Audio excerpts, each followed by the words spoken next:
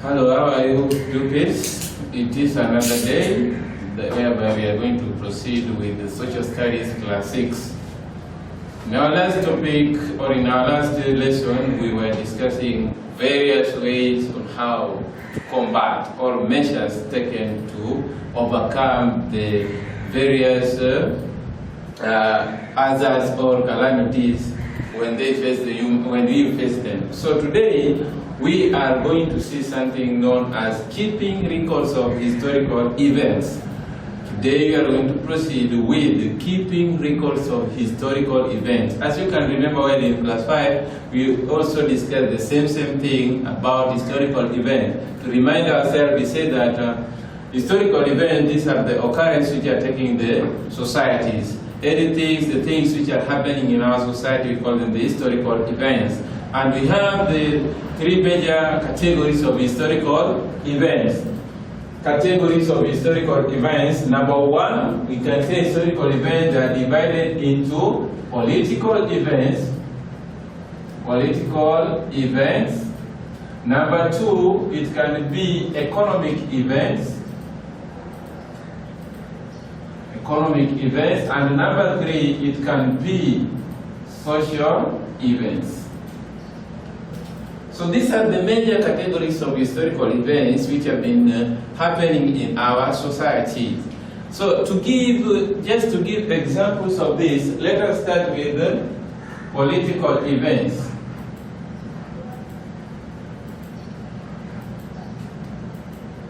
Political events, these are the historical events which are associated with political issues. For example, the issues of independence, the issue of Zanzibar regulation, the issue of the union between Tanganyika and Zanzibar, the issue of formation of CCM, all these pertain political activities, so we call them political events. Example, we can say independence,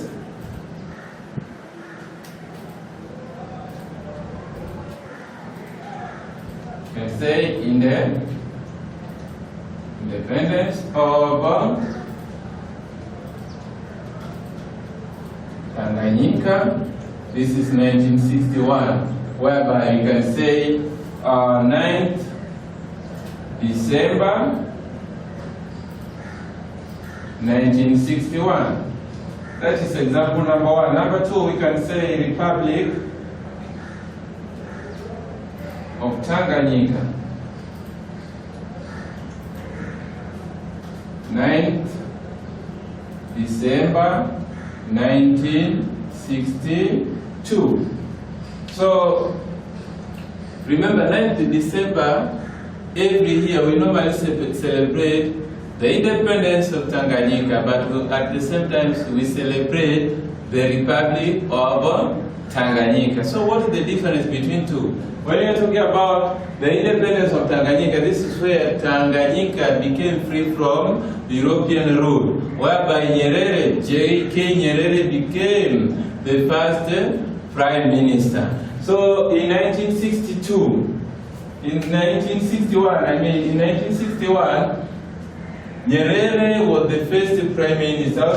During this year, Tanganyika got independence, but Nyerere was the first prime minister. In 1962, Nyerere became the first president of Tanganyika. So get the difference that in 1962, Nyerere became the president, but in 1961, Nyerere became the first prime minister of Tanganyika. So in 1961, we have the independence of Tanganyika. In 1962, we have the Republic of Tanganyika.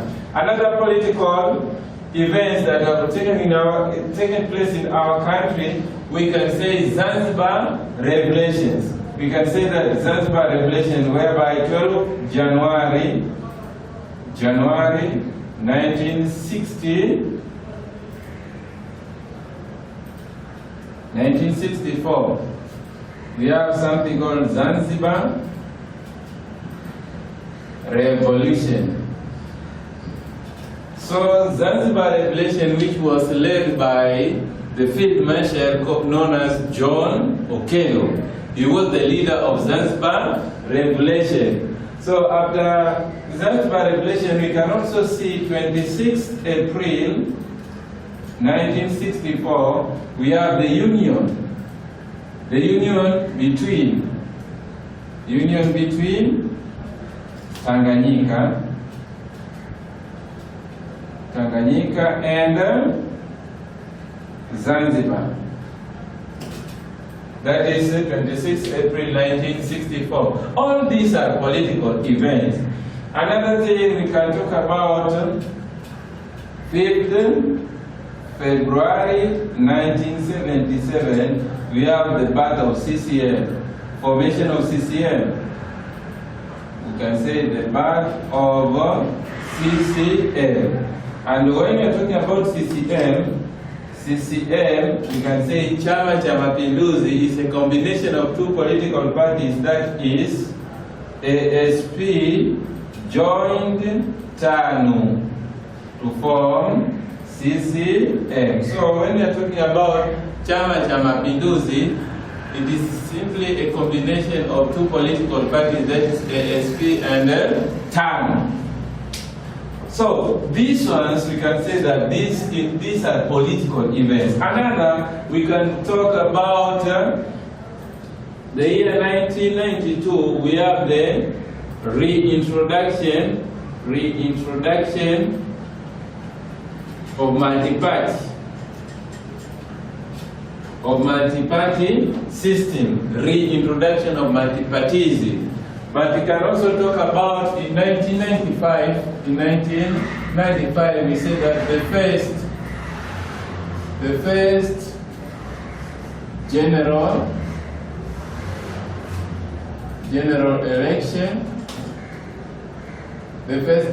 election under multi-party.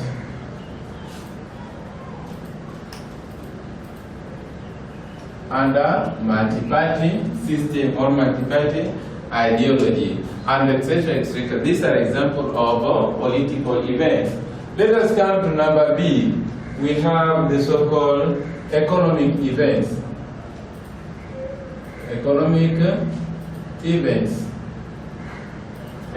events, these are events which are associated with economic issues or economic activities. For example, we have Arusha Declaration of 1967, whereby Mwalimu Nyerere launched this issue purposely to rejuvenate or to promote economic development in Tanzania. And Arusha Declaration has got two major principles, that is socialism and self-reliance. Within Arusha Declaration, we have socialism and self-reliance. These are the two major principles of Arusha Declaration, but other principles include promoting of equality, reducing the gap between the rich and the poor. We can talk things like that. But the major two principles of Arusha Declaration are socialism and self-reliance. Another economic event is introduction of free economy.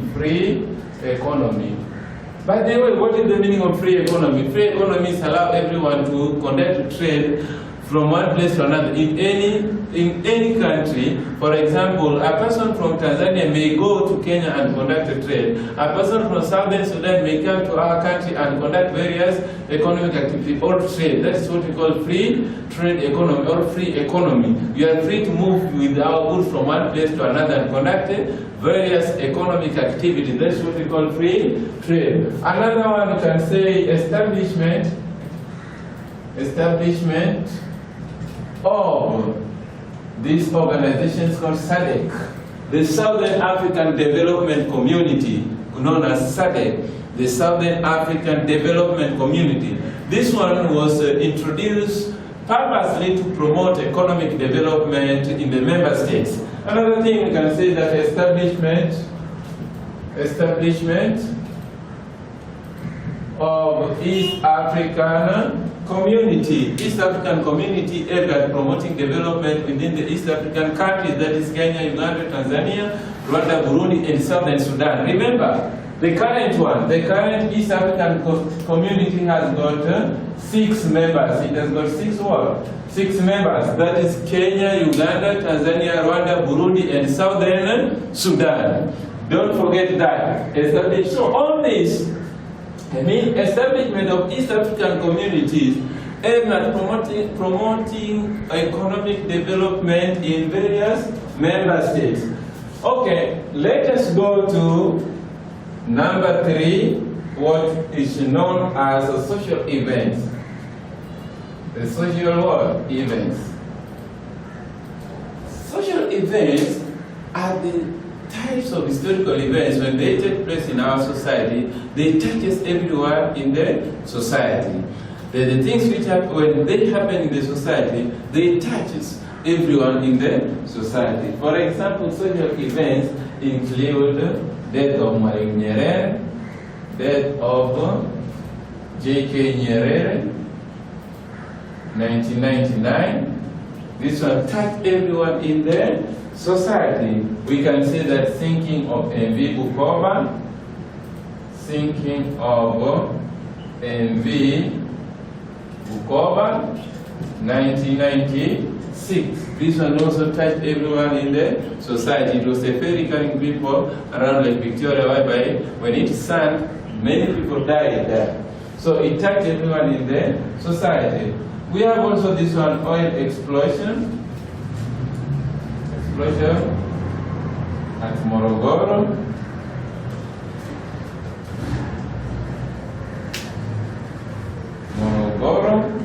It was 2019. So the oil tank explosion at Morogoro, which killed almost 100 people, nearly 100 people, touched everyone in the country. So these are some of the things that we call the social events. Social events, there are so many. Another thing which also includes social events, even in our society, we have marriage ceremonies. When a child is born, we call them the social events. Okay, when it's come to happy birthday party, maybe your parents has prepared your happy birthday party, that is also a social event. We normally go to various ceremonies and attend, so those are social events. Some of the events make us happy, but some of the events do not make us happy. That's why you say that some can touch the hearts of the people in the country. So these are examples of social events, and just to mention a few. And therefore, apart from that, how can we keep all these events? How can we keep political events, economic events, and social events? How can we keep them? So let us go to methods of keeping historical events. Methods of keeping historical events.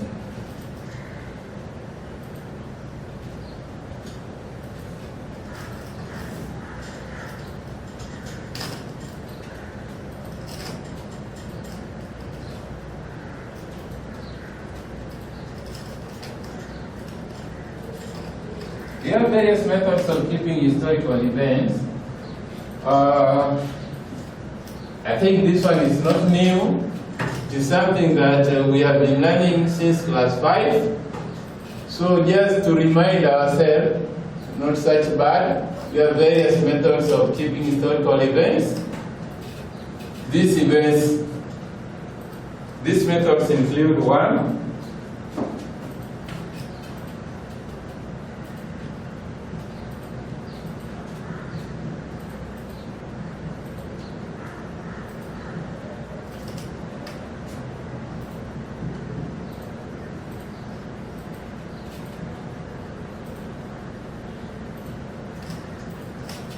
Number 1, we have something called oral tradition. Oral tradition, first of all, we say that this is the oldest method of keeping historical information. It is the oldest, the earliest one, the first method of keeping historical events. That means that this is the mother of all other methods of keeping historical events. So we say that oral tradition simply means that the passing of information and knowledge from one generation to another using the word of mouth. Passing or transmission of information, or it can be knowledge from one generation to another. Passing or keeping from one generation to another using the word of mouth. So when we pass information from one generation to another using the word of mouth, especially by elders are the people who act as the teachers when we are using oral tradition. So elders normally passes information from maybe, let's say, the young ones or the youth to the other group. So this means that the elders keep this information, then they pass them to the youth. That's what we call oral tradition. Passing of information or knowledge from one generation to another using the word of mouth, we call it oral tradition. So oral tradition it has got some advantages and disadvantages. I hope you can mention them, or we can mention them very quickly. For example, what are the advantages? Advantage number one, oral tradition, it is cheap. It is cheap because it does not require a lot of materials. The task, or your task, is just to listen. It is very cheap. But also we can say that oral tradition, we can say that sometimes it does not select. It is for both literate and illiterate, for those who knows how to read and write, and for those who do not know. So it is very, very important. Okay, let us go to another method. Another method is written record. Written record, this is the keeping of historical information through writings. Keeping of historical information through writing. For example, we can use books to keep historical information. The books that we are using at home, the magazines, the pamphlets, the journals, all these are known as the written record. So this is the way of keeping historical information through a written documents like books. Very good. Another thing, we can talk about historical sites. Historical sites. Historical site is just a place. We say a place where the remains of fossils are found. It is just a place where the remains of fossils are found. What are fossils? Fossils are the remains of once living organisms, that is plants and animals. The dead plants and animals that were there a long, long time ago are known as fossils. So where can we find the fossils? Fossils are found at historical sites. Examples of historical sites, we have Olduvai Gorge in Tanzania, in Arusha. We have Isimila. We have also a place called Meroe. We can talk about Enkaruka. We can talk about Kondoa Irani, rock paintings. So all these, Amboni caves in Tanga, all these we call the historical sites. The places whereby the remains of fossils are found. To remind you something here, a person who is studying the remains of fossil, or a person studying fossil, is called archaeologist. So we have some terminologies here. Archaeologist is a person studying fossils. But the study of fossil is called archaeology. Archaeology says that the study of fossils. So the study of fossils is known as archaeology. The person studying fossils is known as archaeologist. Don't forget those two terms. So we have archaeology and archaeologists, and all these we can find them when we are talking about the historical world, the historical sites. Another method, we have anthropology. Anthropology. Anthropology. What is anthropology? Anthropology simply means the study of language and culture. The study of language and culture. The study of language and culture of a given society. Of a given what? Society. Dear viewers, because of time, we cannot finish them. Because of time, our next lesson we are going to finish them because we still have things like chiefs. We still have a lot of things to cover here, and they really need explanation. The methods of keeping historical events. So just to wind up, today we have seen oral tradition. Let's say this is number 1, oral tradition. We have seen the so-called written records, whereby we have seen these important terminologies. These are just some of the terminologies that you may come across. And number 3, we have seen something called anthropology. We still have archives, we still have museums. So all these are methods of keeping historical information. So in our coming lesson, we are going to proceed from where we ended. For today, let us end here. Thank you very much for listening.